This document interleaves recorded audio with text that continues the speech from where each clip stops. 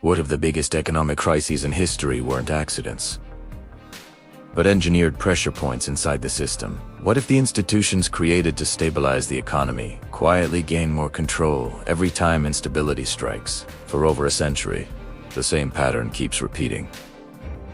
Credit expands, markets rise, debt multiplies, then suddenly collapse. Panic spreads. Governments step back, and central banks step forward. Before the 20th century, financial crises were chaotic but localized. When banks failed, they simply failed. There was no powerful institution capable of printing liquidity to rescue the system. That changed after the panic of 1907. One private financier, J.P. Morgan, had to personally coordinate a rescue. The idea that a single individual could save or let the system collapse terrified lawmakers. So in 1913, the Federal Reserve was created. Its mission sounded simple: prevent financial panics. But it was granted an extraordinary power: the ability to expand and contract the money supply. Through fractional reserve banking, money could now be multiplied through credit. This was the beginning of controlled expansion. In the 1920s, easy credit fueled speculation. Asset prices soared, leverage increased. Then in 1929, the system cracked. The Great Depression followed, and with it came deeper central oversight and stronger regulatory authority. A crisis had justified expanded control. After World War II, the global financial system was redesigned. The US dollar became the anchor of the world economy under Bretton Woods. But in 1971, the gold backing of the dollar was removed. Money became purely fiat, backed by trust, not metal.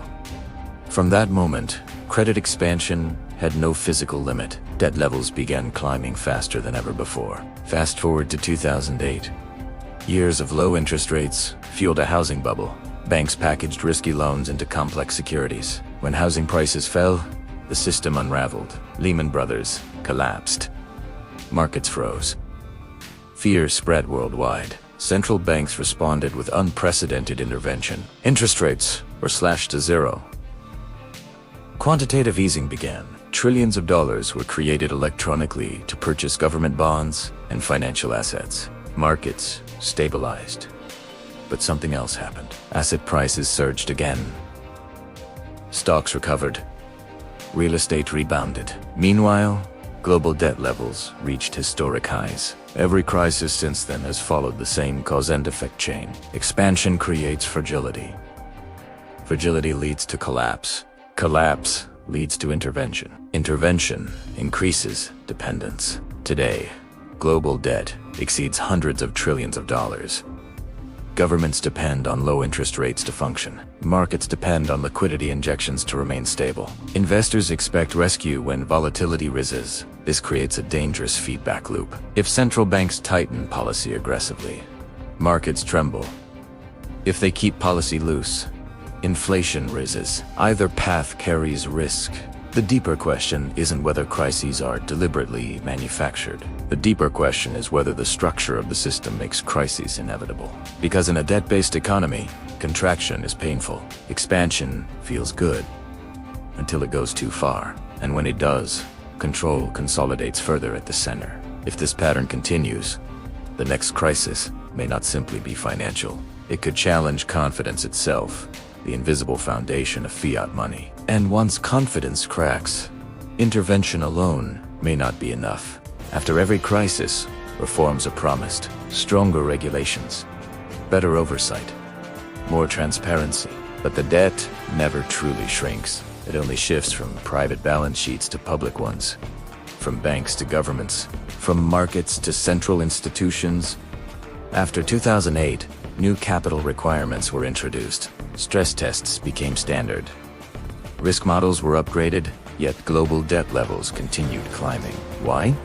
Because the modern economy is structurally dependent on borrowing. Governments finance spending through deficits. Corporations use cheap credit to buy back shares and boost valuations. Consumers rely on loans for homes, education, and daily life. If interest rates rise sharply, the pressure becomes immediate. Debt servicing costs explode. Markets fall, recessions deepen.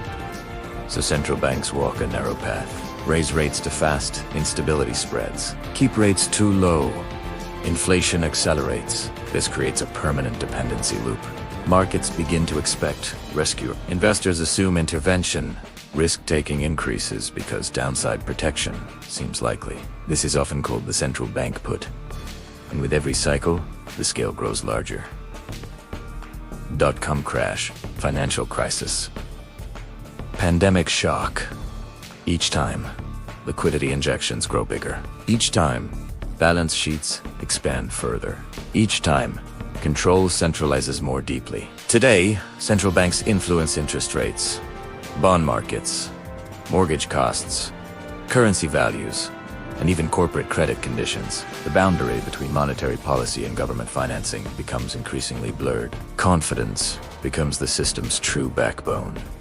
Because fiat money is not backed by gold, it is backed by belief. Belief in stability. Belief in repayment.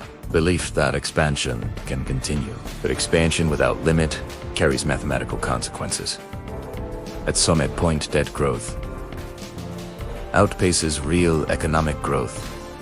When that gap widens too far, fragility increases, and fragility eventually finds a trigger. It may be sovereign debt stress. It may be currency volatility. It may be geopolitical shock. But when the next breaking point arrives, intervention will likely follow. An intervention will likely expand authority again. This is the repeating structure of the modern monetary era.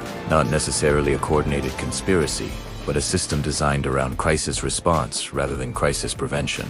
3 conclusions stand out. First, debt expansion is no longer optional. It is foundational. Second, every major crisis results in greater monetary centralization. Third, short-term stabilization often increases long-term systemic risk. The real question is not whether central banks manufacture crises intentionally. The deeper question is whether the architecture of the system makes crises unavoidable. And if confidence, the invisible pillar holding everything up, ever weakens beyond repair, what survives when intervention is no longer enough?